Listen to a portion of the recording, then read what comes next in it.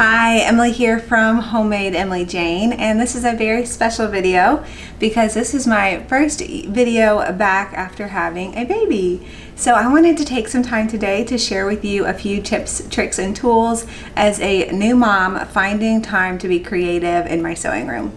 So if you are like me and struggling to find time to sew, or maybe you know someone who is, this video is for you, and I'm excited to share a few tips that I've learned from fellow mom friends and some things that have been working well for me over the past few weeks. I'll start off by sharing that becoming a mom is an incredibly rewarding experience, and everything in my life now revolves around this little bundle of joy. But it is nice to have some me time as well and to get some time to be creative. So I'm sure you can testify that it's very easy to let your own desires and hobbies fall to the wayside when trying to take care of little ones. So hopefully you find some encouragement here that you can do both. I'll start off by saying that I'm going to share lots of tools with you, equipment or toys or different things that I've really enjoyed using as a mom, and I will put links for all of those in the description below. Some of them will be affiliate links, some of them maybe not, but all of them are things that I personally love, and if you do purchase through an affiliate link, I appreciate your support. So the first tip I'll share with you, a lot of people shared this with me while I was pregnant, is to embrace nap time. They say sleep when the baby sleeps, but I like to say sew when the baby sleeps.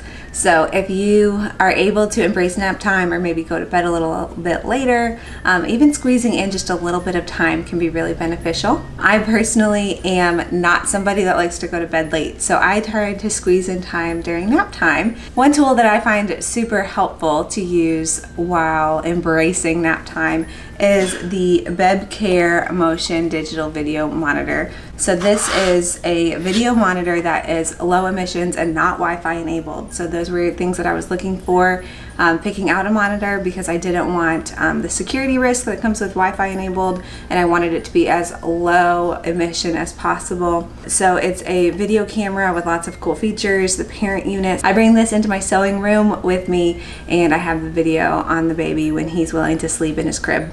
So if we're able to do nap times in the crib, I can easily turn this on, bring this with me, and have it propped up with this nifty little kickstand on the back. So I can just take a look at him, keep an eye on him while he's napping, and know when sew time is over.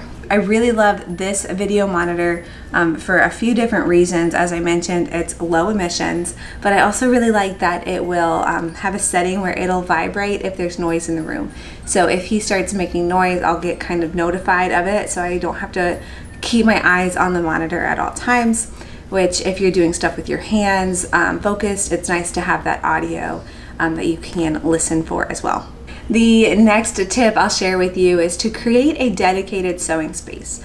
Now I realize that I have the luxury of having a separate room all for sewing because this is a business for me, but whether it's just a hobby for you, you can definitely set up some space in your house that would be a dedicated sewing space, because you might just be able to fit in 15 minutes at a time, and that's totally okay, and it's a lot easier if your sewing projects are already out and ready to get to work. Now, if you are like me and have a dedicated sewing space already, it is really nice to have a dedicated baby space in that sewing room or sewing space, just somewhere that the baby can kind of keep themselves occupied, especially as the little one gets a little bit older.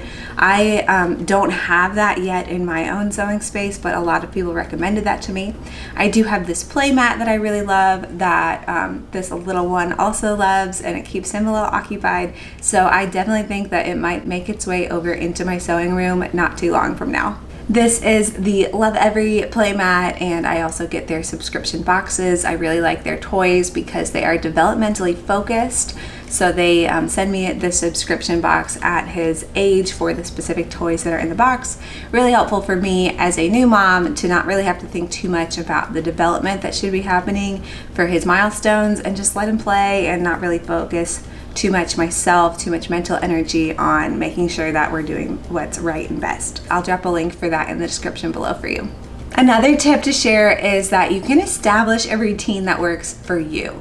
It doesn't have to be a routine that works for anyone else other than you and your little one. But having some sort of routine, maybe a specific day of the week or time of day where you're able to bring your little one with you into your sewing space and get to work together, can be really nice. And just having that routine in place, it's been really helpful for me. So I encourage you to try to find a specific time of day that maybe works out best for you and your family, and have that be some dedicated creativity time for you. Now, I fully anticipate our routine to change as he grows up, but it's nice to just set some sort of routine for a little while and then adjust as needed. And that brings me into the next tip to share, is to set realistic expectations.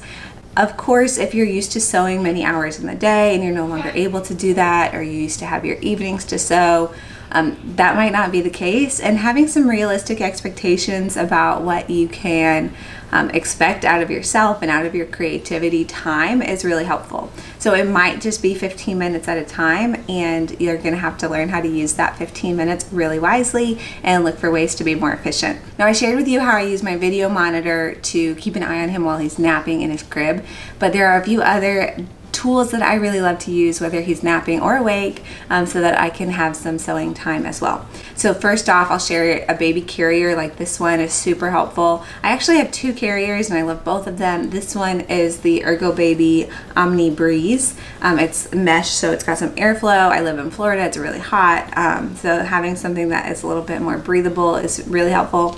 This one clips on in the back.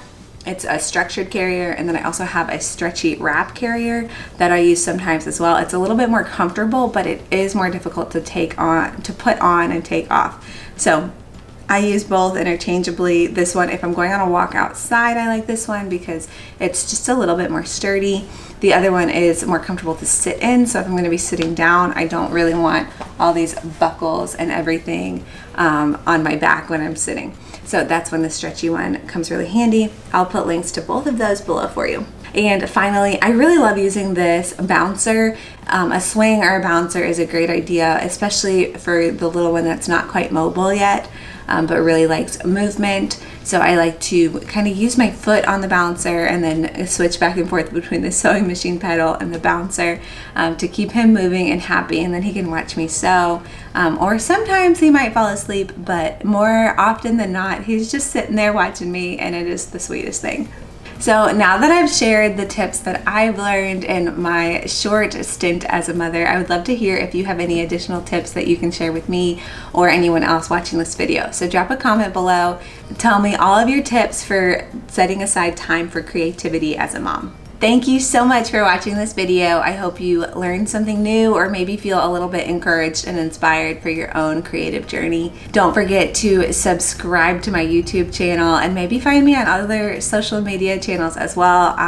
Instagram is my personal favorite, but you can also find me on Facebook and Pinterest. In the meantime, check out homadeemilyjane.com for tons of quilting tips, tricks, and tutorials. Happy sewing!